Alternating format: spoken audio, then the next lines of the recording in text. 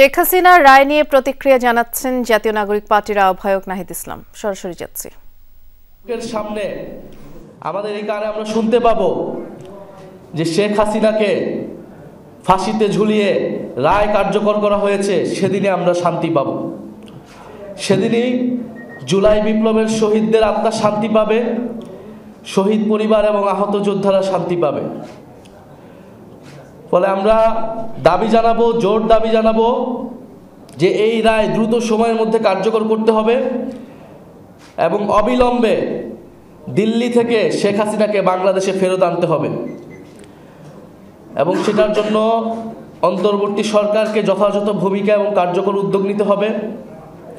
আমরা শুনতে পেয়েছি অন্তর্বর্তী সরকারের নিরাপত্তা উপদেষ্টা ভারত সফর করছেন। আমরা আশা করব এবং আমরা দাবি জানাবো তিনি শেখ হাসিনাকে সাথে নিয়ে বাংলাদেশে ফিরবেন। শেখ হাসিনা এখন খুন, গুম এবং গণহত্যার দায়ে দণ্ডিত অপরাধী।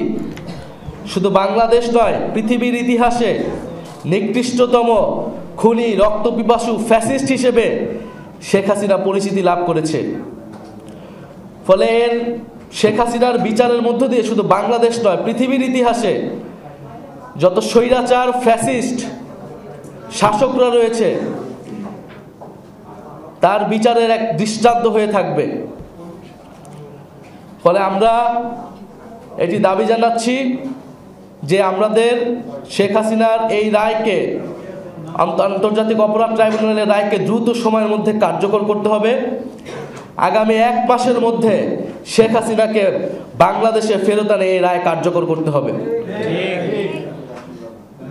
আমরা মনে করি জুলাই গণহত্যা সহ বিগত 16 বছরে ফ্যাসিস্ট আওয়ামী লীগ যে সকল অপরাধ সংগঠিত করেছিল, সেই বিচারের যে আন্দোলন, যে লড়াই, সেটাতে আমরা এক ধাপ এগোলাম।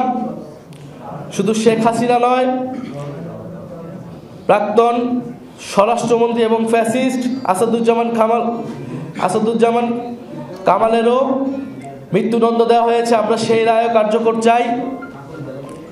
এছাড়া যে সকল আওয়ামী লীগ, ছাত্রলীগ, যুবলীগ এবং সকল ফ্যাসিস্ট এবং তাদের দোসর এবং যে সকল সরকারি কর্মকর্তারা অভিযুক্ত, তাদেরকে দ্রুত সময়ের মধ্যেই বিচার নিশ্চিত করতে হবে এবং এই যে বিচার প্রক্রিয়া শুরু হয়েছে এটা অব্যাহত থাকতে হবে।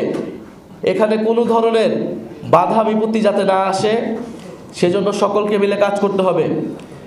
নির্বাচন পরবর্তী সময়েও এই ট্রাইব্যুনালের কার্যক্রমে যাতে কোনো ধরনের পরিবর্তন বা বাধা না আসে, এই বিচার অব্যাহত থাকতে হবে এবং এই বিচারের দাবিতে জাতীয় নাগরিক পার্টি সবসময় রাজপথে থাকবে। জুলাই গণ অভ্যুত্থানে এই বিচারের খুনি শেখ হাসিনা সহ ফ্যাসিবাদের সকল অপকর্মের বিচারের দাবিতেই, ন্যায় বিচারের দাবিতেই এবং এই ফ্যাসিস্ট রাষ্ট্র কাঠামো পরিবর্তন এবং সংস্কারের দাবিতেই আমরা এক দফা ঘোষণা দিয়েছিলাম এবং যার মাধ্যমে শেখ হাসিনা ক্ষমতাচ্যুত হয়েছিল এবং পরবর্তীতে জাতীয় নাগরিক পার্টির উত্থান ঘটেছিল। আমরা আমাদের এই লড়াই চলমান রাখব।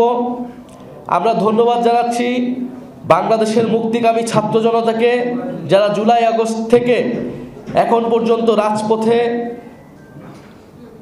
তাদের লড়াই অব্যাহত রেখেছে, বিচারের দাবিতে তাদের কার্যক্রম, তাদের বক্তব্য অব্যাহত রেখেছে এবং ফ্যাসিবাদ বিরোধী সকল রাজনৈতিক দলকে আমরা ধন্যবাদ জানাই। এই রায় আসার পিছনে সকল রাজনৈতিক দল এবং বিপ্লবী ছাত্র জনতা সকলেরই অবদান রয়েছে বলে আমরা মনে করি এবং ট্রাইব্যুনালের এই কার্যক্রমে যারা সংশ্লিষ্ট রয়েছে আমরা তাদেরকে আন্তরিকভাবে ধন্যবাদ এবং কৃতজ্ঞতা জানাই। আমরা জাতীয় নাগরিক পার্টির পক্ষ থেকে আমরা মনে করি দ্রুত সময়ের মধ্যেই যে পরবর্তী মামলাগুলো রয়েছে সেই মামলাগুলোর রায়ও আসবে এবং শুধু রায় আসলেই হবে না, এই রায়গুলোকে কার্যকর করতে হবে। যারা জেলখানাতে রয়েছে আমরা চাই দ্রুত সময়ের মধ্যে তাদের রায় কার্যকর হোক।